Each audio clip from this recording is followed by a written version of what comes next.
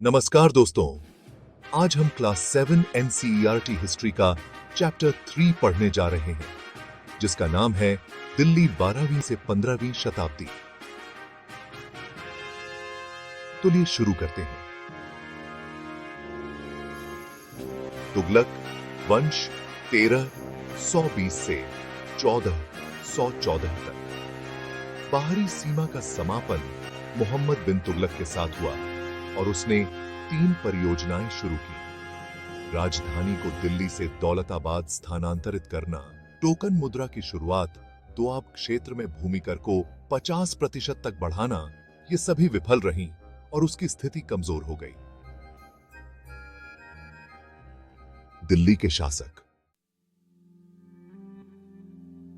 तोमर्स 12वीं सदी के प्रारंभ में 1165, चौहान 1165 से 1192 पृथ्वीराज चौहान 1175 से 1192 तोमरों और चौहानों के अधीन दिल्ली एक महत्वपूर्ण वाणिज्यिक केंद्र बन गया। गुलाम वंश 1206 से 1290। 1236 में सुल्तान इल्तुतमिश की बेटी रजिया दिल्ली की सुल्तान बनी। 1240 में उसे गद्दी से उतार दिया गया। खिलजी वंश 1320 से 1320 तक। बाहरी सीमा विस्तार का अगला चरण था, जिसकी शुरुआत दक्षिणी भारत में अलाउद्दीन खिलजी के साथ हुई।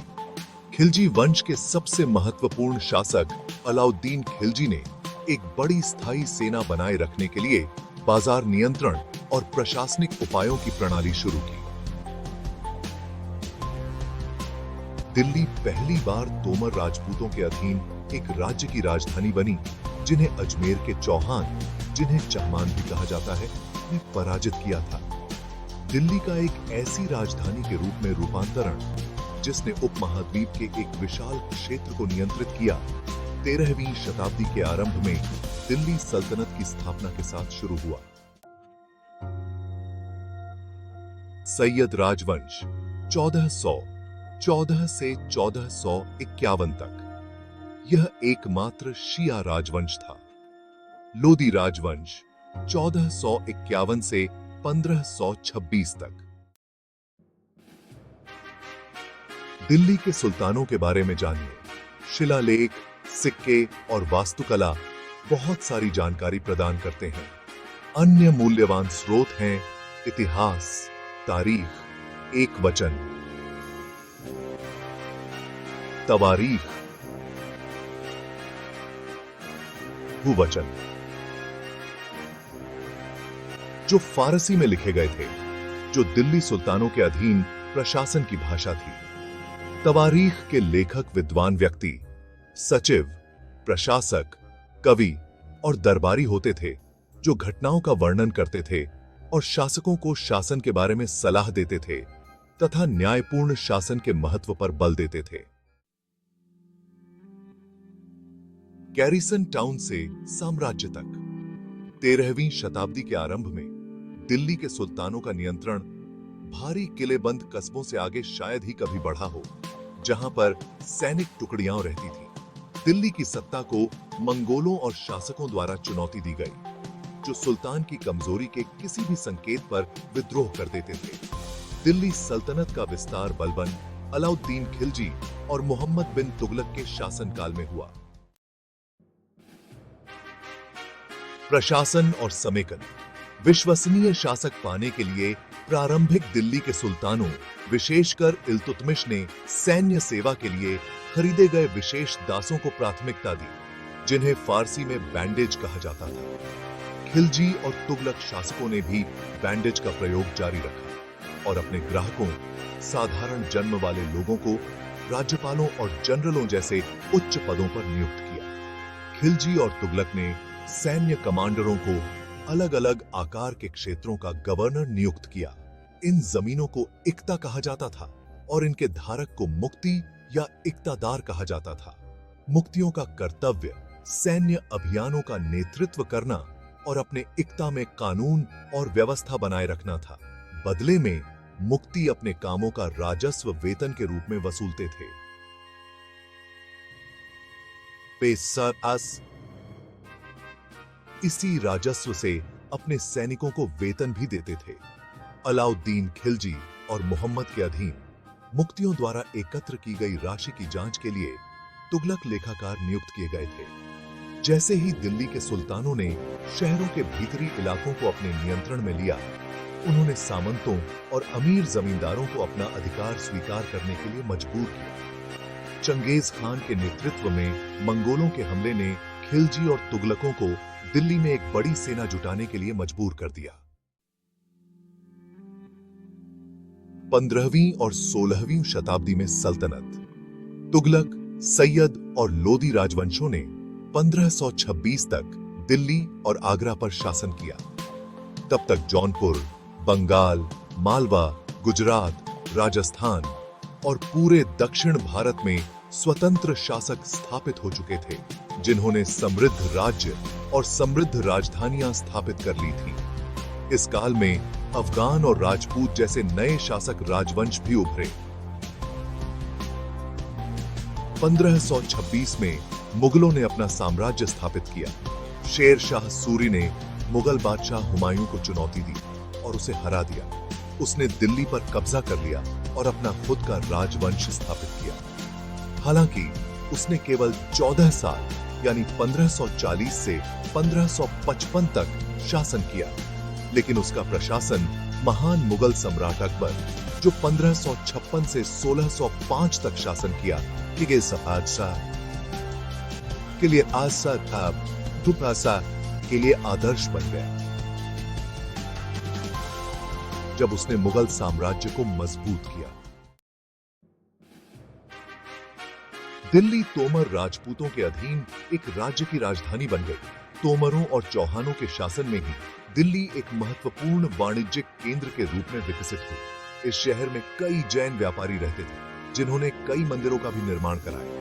देहलीवाल के नाम से जाने जाने वाले सिक्के यहीं ढाले जाते थे और इनका प्रचलन व्यापक था। दिल्ली सल्तनत ने दिल्ली को एक ऐसी राजधानी में बदलने में सबसे महत्वपूर्ण भूमिका निभाई, जिसने उपमहाद्वीप के विशाल क्षेत्रों पर नियंत्रण किया।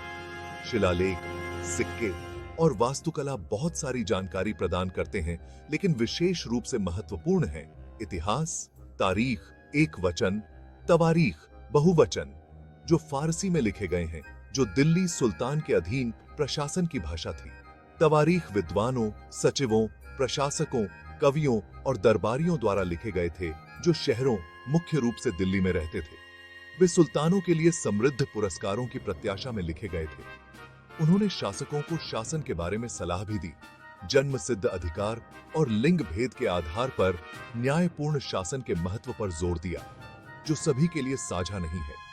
सुल्तान इल्तुतमिश की बेटी रजिया 1236 में दिल्ली की सुल्तान बनी, लेकिन उन्हें 1240 में ही गद्दी से उतार दिया गया, क्योंकि वह महिला थी और रईसों को वह स्वीकार्य नहीं थी। यहां तक कि उस दौर के मशहूर इतिहासकार मिन्हाज-ए-सिराज ने भी उन्हें अपने सभी भाइयों से ज्यादा योग्य माना, लेकिन वह सिर्फ इसलिए उनके महिला होने से खुश नहीं थे। 13वीं शताब्दी के आरंभ में दिल्ली का कोई महत्वपूर्ण विस्तार नहीं हुआ। केवल गयासुद्दीन बलबन, अलाउद्दीन खिलजी और मोहम्मद तुगलक के शासनकाल के दौरान ही दिल्ली में पहली बार विस्तार हुआ। विस्तार की शुरुआत आंतरिक सीमा से हुई। गंगा यमुना दोआब में जंगलों को साफ किया गया। शिकारी संग्राहकों और चरवाहों को उनके आवासों से बाहर निकाल दिया गया। कृषि को बढ़ावा देने के लिए ये जमीनें किसानों को दे दी गई। क्षेत्रीय व्यापार को भी बढ़ावा दिया गया। बाह्य सीमा विस्तार का अगला चरण था, जो दक्षिण भारत में अलाउद्दीन खिलजी के साथ शुरू हुआ, मोहम्मद तुगलक के साथ चरम पर पहुंचा। दिल्ली सल्तनत की सेनाएं मोहम्मद तुगलक के शासनकाल तक उपमहाद्वीप के एक बड़े हिस्से में मार्च कर चुकी थीं।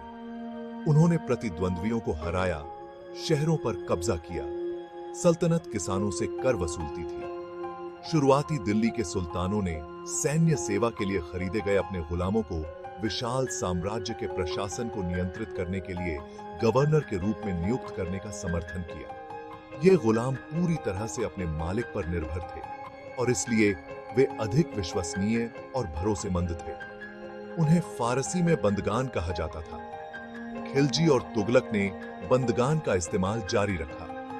साधारण जन्म वाले लोगों, आमतौर पर उनके मुवक्किलों को ऊंचे पदों पर बिठाया और उन्हें सेनापति और राज्यपाल नियुक्त किया। हालांकि इससे राजनीतिक अस्थिरता भी पैदा हुई, क्योंकि उत्तराधिकार के लिए अक्सर संघर्ष होता था। इस प्रणाली की अभिजात वर्ग और तवारीख के लेखकों द्वारा आलोचना की गई, क्योंकि उनके लिए नए उच्च वर्ग के लोग वास्तव में निम्न और नीच जन्म वाले थे। खिलजी और तुगलक शासकों ने भी अपने पूर्ववर्तियों की तरह सैन्य कमांडरों को अलग अलग आकार के क्षेत्रों का गवर्नर नियुक्त किया। इन क्षेत्रों को इक्ता कहा जाता था और उनके धारकों को इक्तादार या मुक्ति कहा जाता था। मुक्ति अपने सैन्य अभियानों का नेतृत्व करने और अपने इक्ता को बनाए रखने के लिए जिम्मेदार थे। राज्य द्वारा मुक्तियों द्वारा एकत्रित राजस्व की मात्रा की जांच करने के लिए लेखाकार नियुक्त किए गए थे, जिन्हें राज्य द्वारा निर्धारित राजस्व से अधिक राजस्व एकत्र करने की अनुमति नहीं थी। न ही उन्हें राज्य द्वारा निर्धारित संख्या से अधिक सैनिक रखने की अनुमति थी। दिल्ली के सुल्तानों का शहरों के अंदरूनी इलाकों पर पूरा नियंत्रण था, इसलिए सामंत अभिजात वर्ग को उनकी सत्ता स्वीकार करने के लिए मजबूर होना पड़ा। अलाउद्दीन खिलजी के शासन के दौरान राज्य ने भूमि राजस्व के आकलन और संग्रह को अपने नियंत्रण में ले लिया। 3 प्रकार के कर थे। पहला, खेती पर, जिसे खराज कहा जाता था, और यह किसानों की उपज का लगभग 50% होता था। दूसरा, मवेशियों पर, और तीसरा, घरों पर। चूंकि उपमहाद्वीप का बड़ा हिस्सा दिल्ली के सुल्तान के नियंत्रण से बाहर था, इसलिए दिल्ली से बंगाल जैसे दूर के प्रांतों को नियंत्रित करना मुश्किल था। इसलिए दक्षिण भारत के विलय के तुरंत बाद पूरा क्षेत्र स्वतंत्र हो गया। स्थानीय सरदारों ने इन क्षेत्रों में अपना शासन स्थापित किया। चंगेज खान के नेतृत्व में मंगोलों ने 1219 में उत्तर पूर्व ईरान के ट्रांसोनक्सियाना पर आक्रमण किया। अलाउद्दीन खिलजी के शासनकाल और मोहम्मद तुगलक के शासन के शुरुआती दिनों में इस तरह के हमले अक्सर होते रहे। इससे दोनों शासकों को दिल्ली में एक बड़ी सेना जुटाने के लिए मजबूर होना पड़ा। इसने एक बड़ी प्रशासनिक चुनौती पेश की। तुगलकों के बाद सैयद और लोदी राजवंशों ने 1526 तक दिल्ली और आगरा से शासन किया। उस समय तक जौनपुर, बंगाल, मालवा, गुजरात, राजस्थान और पूरे दक्षिण भारत में स्वतंत्र शासक थे, जिन्होंने समृद्ध राज्य और समृद्ध राजधानियां स्थापित की। इसी अवधि के दौरान अफगान और राजपूत जैसे कुछ नए शासक समूह उभरे। कुछ छोटे लेकिन शक्तिशाली और बेहद अच्छी तरह से प्रशासित राज्य भी उभरे। शेर शाह सूर 1540 से 1545 तक उन सभी में सबसे शक्तिशाली था। उसने मुगल सम्राट हुमायूं को भी चुनौती दी और दिल्ली पर कब्जा कर लिया। 15 साल 1540 से 1555 की बहुत ही छोटी अवधि में उसने कई सुधार और बहुत सारे कल्याणकारी कार्य शुरू किए। उसका प्रशासन महान सम्राट अकबर 1556 से 1605 तक द्वारा अपनाए गए मॉडल के रूप में बना, जब उसने मुगल साम्राज्य को मजबूत किया। अगर आपको हमारी वीडियो अच्छी लगी हो तो इसे लाइक करना ना भूले, क्योंकि आपका एक लाइक हमें प्रोत्साहित करता है, जिससे हम नई वीडियो बनाएं। धन्यवाद।